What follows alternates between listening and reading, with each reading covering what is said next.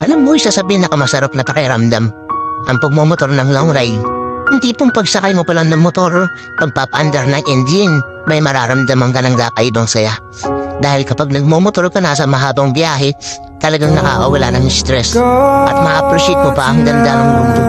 Hindi pong habang nagmumotor ka, masasabi mo na lang sa sarili mo na, wow, ang sarap palang mabuhay. Ang ganda pala ng mundo. Lalo na kapag ang patakbo mo ay chill lang. I-enjoy mo lang talaga ang moment. Madami kasi tayo kanya-kanyang problema sa buhay eh. Pero pag nagmumotor ka na, makakalimutan mo ang problema mo. Lalo na kapag maganda ang view, maganda ang kalsada, tapos di mo namamalayan, nagkakaroon ka na pala ng positive mindset. Dahil magaan ang pakiramdam mo eh. Kaya kapag stress ka na, kailangan mo lang din talaga minsan ng mahabang biyahe bilang isang pahinga. Ang weird, no?